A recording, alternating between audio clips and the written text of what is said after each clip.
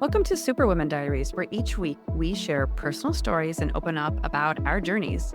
Get ready to dive deep and connect as we reveal the real and raw moments behind the scenes of our lives.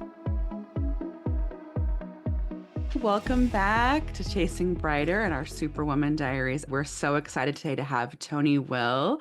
Toni Will has 25 years of experience in leadership, starting in banking and now serving as the general manager and governor for the Kalamazoo Wings, a men's AA professional hockey team in the ECHL in Kalamazoo, Michigan. She's been doing that for the past 10 years and still counting. Toni is the first female GM for the Kalamazoo Wings and also for the Board of Governors and the ECHL. The Kalamazoo Wings have won several awards over the past decade for sales and revenue growth and diversity, equity, and inclusion efforts. In addition to her career in professional hockey, Toni launched her lifestyle coaching business, Mindfulness Elevated, in 2021. She helps others find freedom from substances and reach fitness and nutrition goals.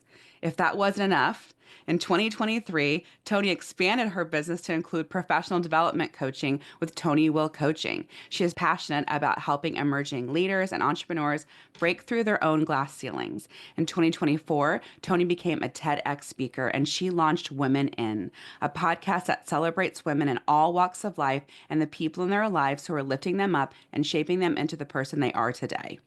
2025 will bring the release of her first book, Not the Norm, and will host and keynote speak at a conference she is creating called Empow-her. Fun facts about Toni. She has earned 2 Guinness World Records with the Kalamazoo Wings in 2019 and 2024. And she also has completed 2 full Ironman triathlons in 2014 and 2017. Welcome. Hi, that's a hell of an intro. But don't you feel like when you live so much life? I remember when my CV or resume turned to 2 pages. You know, when you're young and they're like 1 page, 1 page. You're like, I've lived like a lot of life, guys. This is trying to squish it in. I'm like, man, I need to fine tune that bad boy. No, that was good. No, but I think so. I was just listening to you on the In Between podcast. So that's how Toni and I met through our social media manager, Cassidy from Cassidy Lynn Social. And she has a podcast, The In Between. And you were on there and you guys were talking about imposter syndrome. Yes. And I think, particularly for women, I think that I know people always ask women to like, about if we have imposter syndrome or what's that like. And for you also, because you were in a male dominated field as well. But just I'm 46 and I'm just like embracing my awesomeness. And so we're embracing your awesomeness today, Toni, Oh, with that thank amazing you. bio. Thank you. Yeah, it is. Imposter syndrome is real. And I find, I was just having this conversation yesterday that for me, as I achieve more success, it becomes that imposter syndrome becomes louder and louder. And it's in my bio, and I'm proud of all these things I'm doing. But it's that shade of I don't deserve it, and which isn't true. And I know that, Yeah. but it's working through that and also not being ashamed of the success because it's this notion, and I see women do it all the time, where they make themselves small because of some culture norms that are out there about what it means to be liked as a woman or successful as a woman and to do it all as a woman. And Yeah. so I really work hard to on myself not to put those pressures on me, but also to encourage other women to just be authentically themselves. Yeah. Yeah. What helps you do that kind of work? Oh gosh, what helps me? So I'm like really motivated. I'm like a deep well for my clients and my coaching business. So I read my age every year. And you and I share that love of books. Yes. And I have some books now on my nightstand after our conversation when you were on my Yes. podcast. So finding other like-minded individuals and they're Yeah. experts in their space, which is my first leadership pillar. I live by 6 leadership pillars, and one is go to the experts. And so these Yeah. are the people that are willing to tell their story or provide their expertise in this space. And that's a big part of it for me is the curiosity in me and the learning. So reading books and then listening to podcasts. So that's part of my goals too. So I just turned 47. So I Yeah. read 47 books each year this year, and then I'll listen to 47 podcast episodes. Not my own because that's cheating. I do listen to mine, but I don't count that. Yeah. But I find other people, women in this space, and I reconnect with them. I learn from them and refer my clients, who are men and women, to these resources as well. Yeah. I love that. I call myself a recovering know-it-all. And I think it wasn't until maybe my 40s, I would love to say 30s, people would tell me about a book or they'd tell me about something. And I was like, yeah, that's great. And I was just kind of keep going. And then when I started, I guess, my own kind of spiritual journey, and then I was reading the things and doing the things, and I was like, oh, someone told me about this book 10 years ago. But I was like, yeah. And Oh, so I love the flip of being curious. 100%. It served me well. And that really, for me, I've always been a curious person, but when I stopped drinking 5 years ago, or nearly 5 years ago, I really leaned into that side because I wanted to learn how to stop drinking in a non-traditional way. So that's where that part of the curiosity was unlocked on that side. Yeah. I just dove into all things like brain science and my mom was also sick with Alzheimer's, so all lots to learn about the brain. Yeah. Was there a moment for you, or maybe a series of moments that led to you exploring your own relationship with alcohol? Oh God, there are so many, Jessica. Yeah. Yeah, it started with an inner knowing. I would say back when I think I was about 35 or 36, the first time I Googled, am I an alcoholic? Or how do I know if I have an issue with alcohol? Yeah. But it was just this little quiet voice in the back of my head. And it was like, oh no, not me. Oh, that just what I just overdid it that one night because of fill in the blank, whatever was going on. Yeah. And yeah, it got that inner knowing got louder and louder. There was a lot of, oh, I'm not going to drink today. And then I'd find a reason to. And yeah, it took me about 7 years of that to really say, okay, the perceived pleasure of this substance is not worth the actual pain. Yeah. And my brain went to that space of this is more painful than it's worth, and I want to make change. But this is a seed that we're planting. It's not a switch. And I talk about this like a light switch. If you're in the dark room and you have a problem, you flip on the light switch, problem solved. That's not how I was able to change my relationship with Yeah. alcohol. It's a seed. I had to plant it, water it, learn, and then go live my life, Yeah. how to live alcohol free. I love that as a component of your coaching because I do think in our culture, it's like alcoholic or not alcoholic. Yeah. And I don't think we talk as much about our relationship with alcohol. And I've had people in my practice where it's something we worked on. I'm not a drug and alcohol counselor. I don't strive to be a drug and alcohol counselor. That exploring my client's relationship with alcohol, and it's really interesting. And I think it goes to like our why or how we feel. And I think a lot of us aren't tapped into like or knowing or tapped into ourselves very much. And I don't know if that's a female thing, but I know for me, you just start, especially when I became a mother, Mhm. just like doing what I thought what I should be doing. Like I was like wearing this like mom outfit and going on autopilot and not really tapped into myself.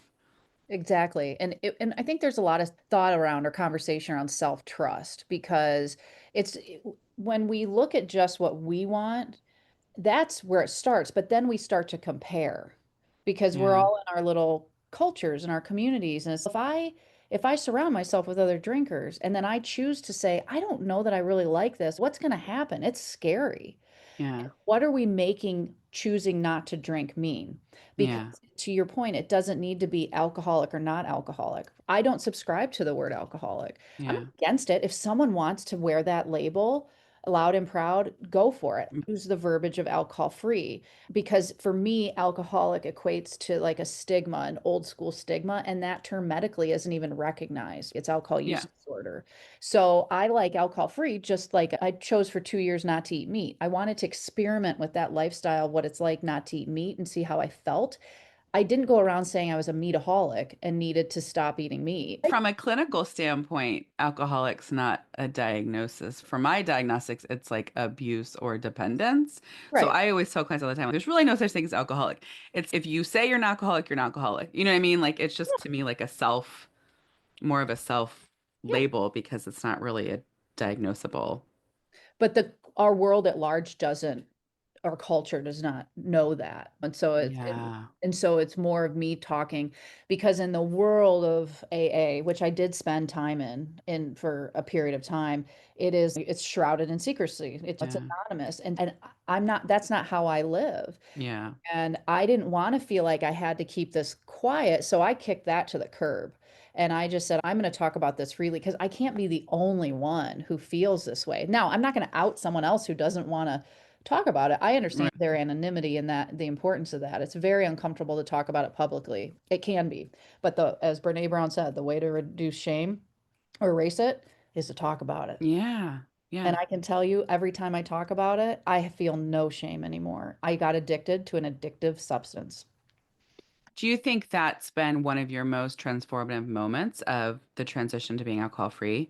Yes, hands down. Like when I Yeah. look at my life, and we as individuals, we transform identities a lot. Like you mentioned, becoming a parent, that's a giant identity. One day we're footloose and fancy free, and then 9 months later, we're taking care of this human being.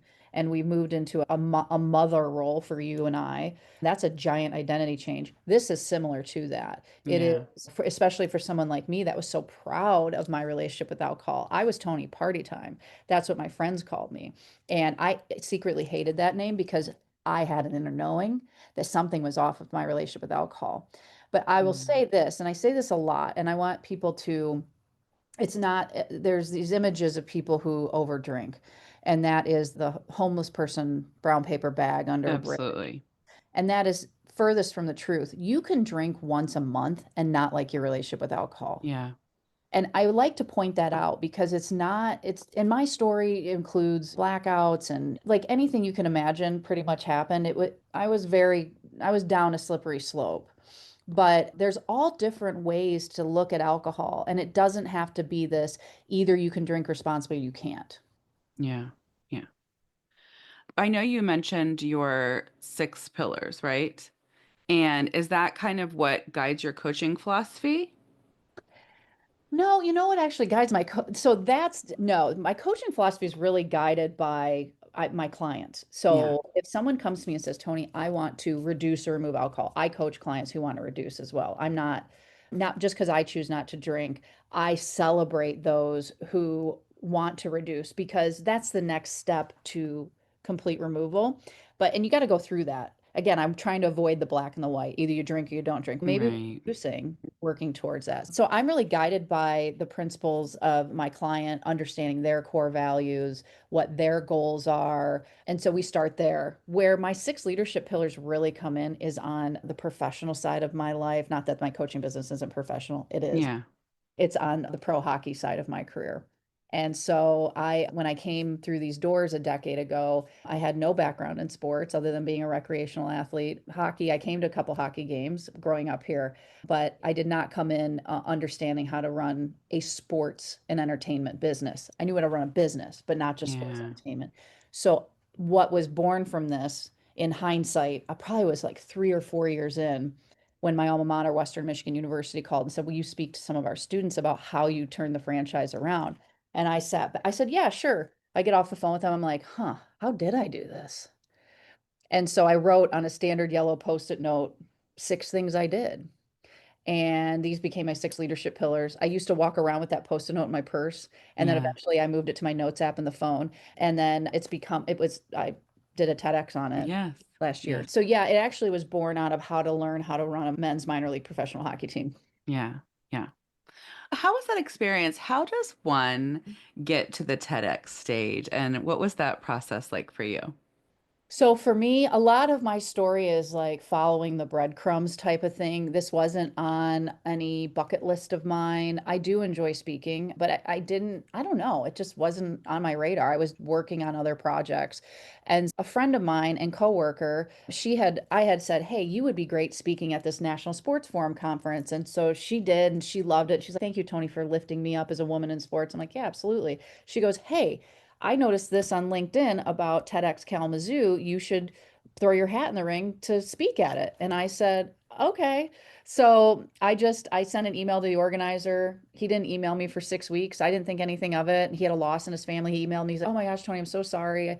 And he said, "We'd love for you to speak. What do you think you'd speak about?" And so I just told him, I said, being a female GM and men's professional hockey and how I turned the franchise around as a woman, and the how is really important. And then I talked about living alcohol free and how I'd like to marry the two because the six leadership pillars work both personally and professionally. And so he was like, "That's great." And then I heard nothing. And I thought, okay. And then one day he says, "Hey, will you fill out this application form?" I'm like, "Oh, you have to apply for this?" Okay. So I filled out the application while in an airport, all of 5 minutes I took because I don't know, I wasn't looking at it as like this. I don't know how I was looking at it. I'm like, okay, if they want me to fill this out. So I did.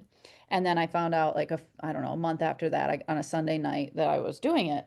And I'm like, cool. Like I didn't, it, and then I was having a bad week, and so I posted up the screenshot on social media, and it was like, oh, this is a big deal. And then I Yeah. had 100 days from that point on before I hit the TEDx stage. Yeah.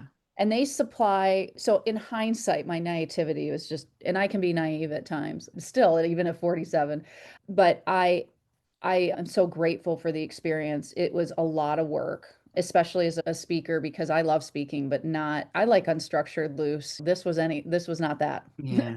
It was script writers working with me. I wrote all of it, no AI. It was speaking coaches working with us. It was taking a master class through TED and all the things, rehearsals, dress rehearsals, the whole thing. And yeah, it was 7 pages of dialogue that I memorized to Yeah. deliver. Yeah. And I heard you say on Cassie's podcast you've hit over 100,000 views. And actually, now I just looked the other day, it's like 202,000 Oh my now. gosh, that's Yeah. so exciting. I think that's so cool. That's one of my goals. I know that's something, one of the many things we share in common is the 500 jobs that we have and the 500 more jobs we still want to have. And that's where I think too, at Chasing Brighter, where we want our listeners to know like midlife is just the beginning. And I've heard people say things like, "Oh, now I'm like winding down." And I'm like, I'm not going to try new things. I'm in my 40s now." And I'm like, "What? No. Now we Yeah. have all of this knowledge and confidence and we care so much less about what other people think. Now's the time that we can really have courage and try new things." So, how did the book come about? And I'd love to hear about your book. Yeah, I want to reiterate, underscore, all caps, what you just said. It is my youngest just graduated from high school 2 weeks ago. Oh my So gosh. we have 23, 21, and the youngest is 18.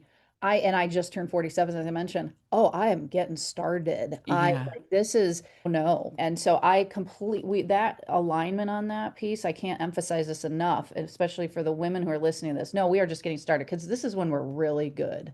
So we've got the wisdom now, and we Yeah. raise kids, most of us. And even if you didn't, like, this is the prime. The book was born out of it's that was on my bucket list. And I was just trying to figure out, like, what would I write a book about? And also understanding that I go back to my leadership pillars. Leadership pillar number one, go to the experts. I enjoy writing, but with the 500 jobs I have or want to have, I knew I would need some expert help because I didn't know the first thing about like writing a book or publishing a book or anything like that. So because I'm friends with a lot of authors, because I love to read and I reach out to them, I invite them on my podcast. One of them happens to be a ghostwriter. And I said, let's look at this project I have and or idea I have. And so Yeah. essentially we took my TED talk and it's going into a book called Not the Norm. And it's a mix between business leadership and quit lit. And quit lit is, for those who haven't heard about that term, it's like when you're quitting something. And in this space, it's quitting drinking. And so I actually opened the book with my arrest in 2016.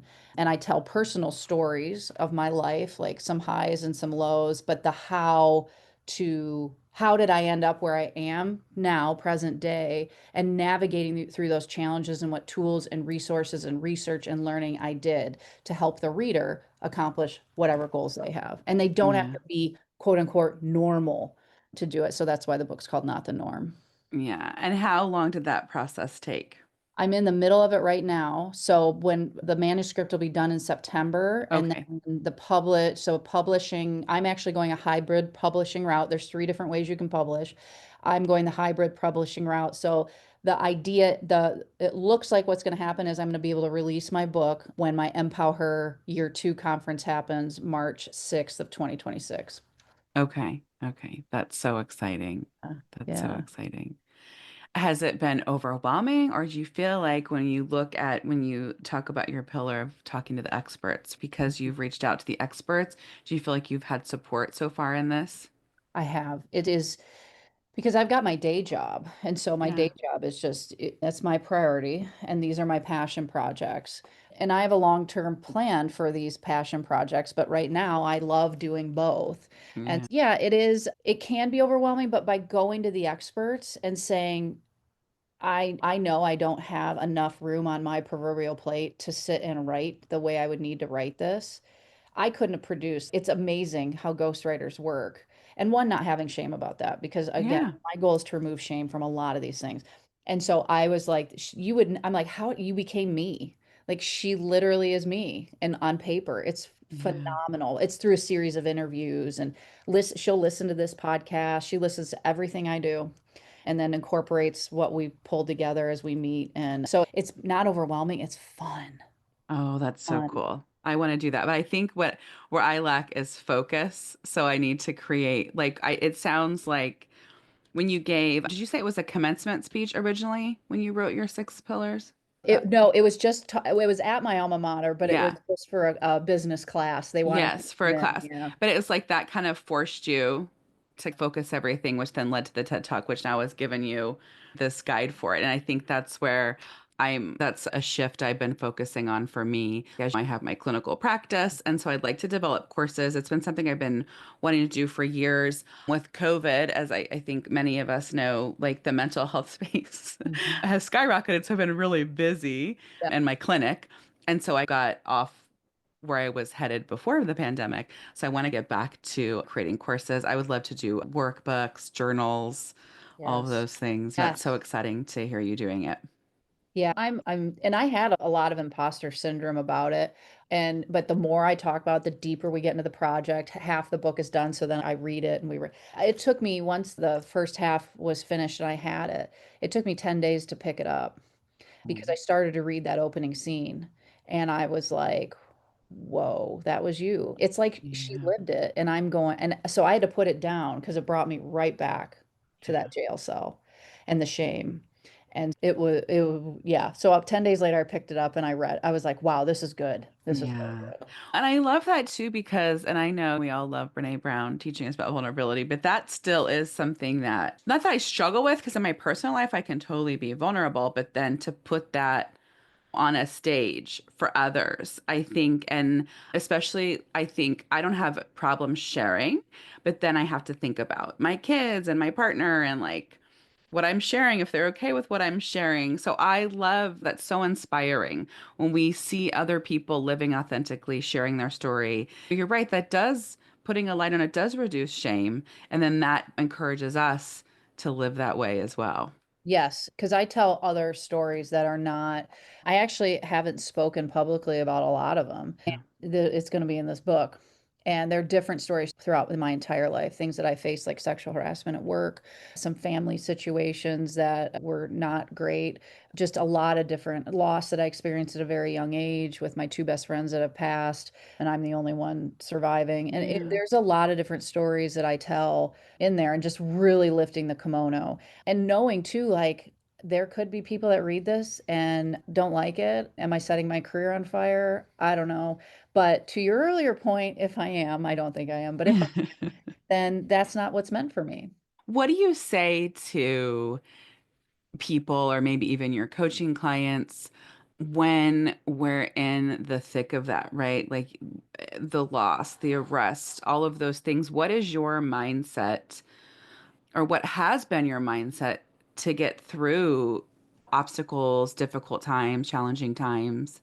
Yeah, it's so much easier when you're through it. And Yeah. I say that kind of tongue in cheek a little bit, but like I mentioned, my mom had Alzheimer's. She died in February. I had a tough hockey season this year. There was a lot of online bullying towards me specifically. It was hard. It was a hard just year. And the simplest thing I say when I'm in it is I'm growing, I'm growing. And I tell my clients this, when you're in the blender, that's the rich soil in which we grow and change. And we can grow and change in two ways, positive, or we can become cynical and jaded and negative. But if you look at this as an opportunity for growth, I'm growing, it helps alleviate some of that emotional discomfort. And there's been plenty of times, especially in grief, where I'm like, I just got to sit in it. Yeah. Yeah. What has helped you? Were there people in your life at a young age? Like, what has helped you to have that mindset versus like a victim mentality? Oh, trust me, the victim comes out at times, but I'm pretty good at labeling it. Ah, there's Toni. She's being a little bit of a victim. And I don't like that. That feels uncomfortable to me, but and it's normal for all of us. But the goal is Yeah. like to shrink that. My my dad has been an amazing individual in my life. My parents were married for almost 50 years before my mom passed, but my dad and I's relationship is really special. He was an executive coach. He owned his own business. He would be the one that say, Toni, I want you to take these personality assessments. I use them on my clients. And so I was doing strength finders at 13. I was doing disc assessments at 13. I was all these books. And so this is, and the apple did not fall far from that tree. Yeah. And at 82 years old, I'm still very close to my dad. And he and I went arm in arm through this illness with my mom. And it just continues to be a foundational relationship for Yeah. me. On the other side of that is my husband. He's married to a very strong type A, but I married a very strong type A individual as well. But we have so much fun Yeah. and we laugh a lot. But I can also come to him and talk to him about the challenges and where I'm really struggling. And he hears me out and just Yeah. there's a lot of trust there, both of Yeah. the men in my life. So in my TED Yeah. talk, you'll hear me talk about this. I'm a huge, fierce female woman advocate, but I Yeah. don't hate men. I love them. You know, Yeah. son, I have a husband, I have a father, and actually Josh is my third husband. So I really love men. Yeah. Yeah, and I think I love hearing that. For me, I compartmentalize. So I lock it away when I go through bad times. And so I'm learning, I'll look back and I'll be like, wow, I did not process that at all. So I have a very powerful lockbox where I'm like, just keep going, just keep going. And so now it's, I talked to you before, I love Tara Brach, a meditation coach, and she talks about the RAIN method where you recognize, allow, investigate, and nurture. Mhm. And so that's been my challenge is allowing discomfort, allowing grief, allowing anger, like allowing other unhappy feelings, and then creating space for what's that about, investigating it. And Yes. but I do think we need to surround ourselves with other people, like you're saying, other people who encourage and inspire a growth mindset. And just looking at the Empow-her conference really quick, how did that come about? And you had one Mhm. 2025. And can you tell us a little bit about that? Yeah. So this was, again, these are these ideas I have, one of these 500 business ideas I Yes. have. And it really stems from making meaning out of the work I'm doing. Yeah. And this is another tool. Like when I'm in challenging situations, I can, like, how can I make this mean something in a positive way? So I do a lot of work for women in sports. And so I created within the league I work in a women in sports committee. And then we have a mentor mentee program and we have a book study and we get together once a year at the summer league meetings in person and I'm doing a live podcast from there and we network and all this stuff because my goal is to lift the next generation up, Yeah. get these ladies on the elevator, come on in ladies, and let me take you to your glass ceiling and let me help you break through that. Yeah. And so Empow-her was born from that. And I had this idea of having a conference specific to women and helping them understand themselves better, both personally and professionally, spread their beautiful peacock feathers, and give them a place to do that in my hometown.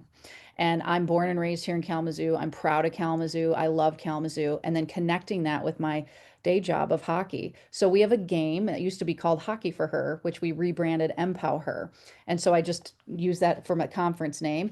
And we spend a day and a half together learning, connecting, growing, and then it dovetails into attending the Empow-her professional hockey game where we get to take in the hockey, have more speakers come to the game, and give access to different things that you normally wouldn't get access to because I'm the GM of the Yeah. team and I can.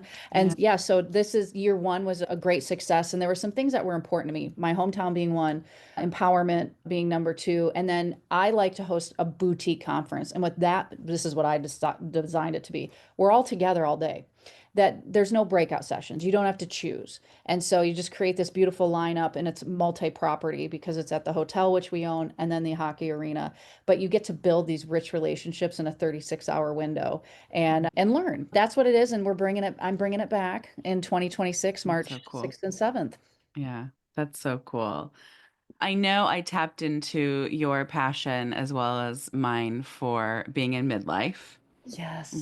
And so, what are some tips you have for us living in midlife who maybe aren't finding it to be this wealth of wonder? And so, what are some tips you have that, I don't know, any tips? It's all over the place. Yeah, so I start each year. It's really important to me that if I'm going to give tips, I'm going to walk the walk. And I'm not like one of these thought leaders, which I don't even give myself that. Someone else did. I'm like, I don't know if I'm a thought leader, but we'll roll with it right now. You have Um, thoughts. You're a leader, yeah, hence that's true. thought You're leader. right, Jessica. I do have thoughts and I am a leader. So there we go.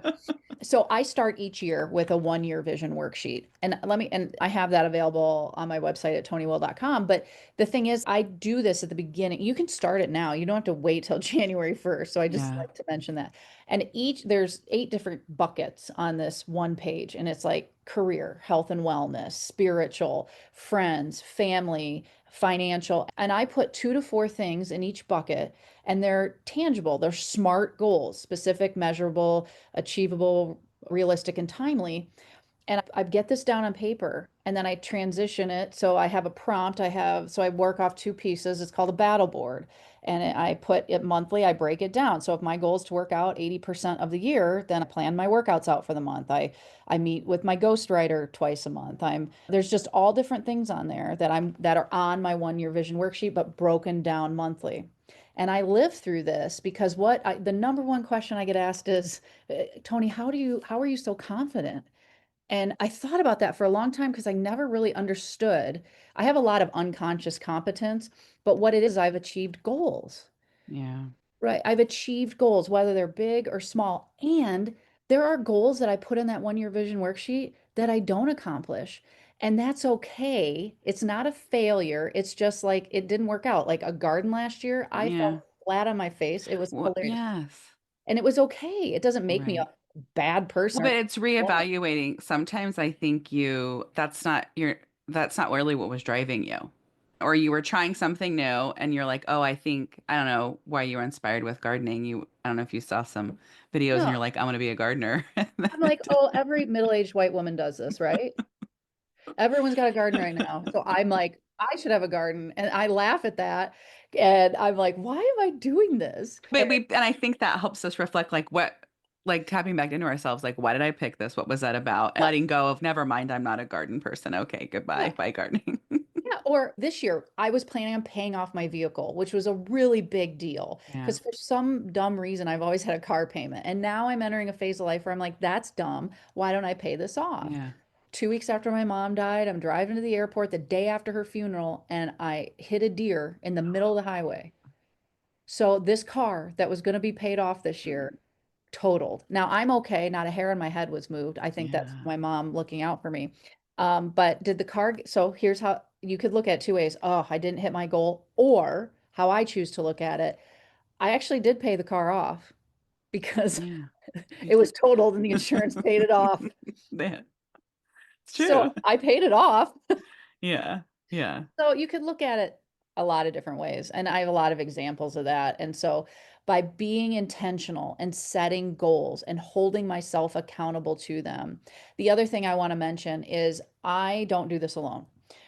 Beyond my dad and my husband and my 3 young adult children and my friends and my coworkers and all that, I have, I spend money on people. By that, an executive coach and a therapist, Yeah. and they're very different, coaching and therapy, as you I'm sure would attest to as well. And so I have a team that help me see me more clearly, because I can't do this all on my own. And so it's really important. I as a coach too, coaches having coaches is essential. Yeah. No, those are great. I always you call them buckets. I call them slices of pie. And I went to Notre Dame and it was actually like a nun. We had a nun that was the head of my dorm and she sat me down my freshman year and she had a pie chart on a like a flip board. What are those? I don't even remember what those boards are called. The Mhm. big paper Oh easel, yeah, easel what are they? situation. Yeah. Yeah, I know what you're talking about. What are And they? she had the slice of pie. And when I started seeing clients, I noticed a lot of my clients, it was like all work and maybe a home life, and they had two slices of pie. And I was like, we've got to break these up into eight slices of pie. So I know I do the same thing. I do goals with the eight slices and review quarterly and weekly. And I'll notice, like, why am I not hitting this goal? Oh, that's because I don't even know. June Jessica is completely different than January Jessica, and I don't care about this goal anymore. Very, very. And sometimes on my 1 year vision worksheet, every year's in pencil. And Yeah. it doesn't, I don't erase things off, but I may add things on or cross it off and that's okay. It's for Yeah. me. No one's grading me on this. Yeah. Yeah. Yeah. I love that we do similar things, but there's different ways to slice the pie or fold Yeah. whatever analogy you want to use. It all Yeah. Yeah. And I know that we've talked about it. We love reading so much. I don't know if you can pick one. Mm. Is there one book that you were like, oh my gosh, this kind of changed my life, or a few books that you feel like were just pivotal in your journey? Yeah, there's some that I read once a year. So I'll start there. I'll give you one. So one Quit Lit, Drinking a Love Story by Carolyn Knapp. Oh, This was before Quit Lit was like an even a genre.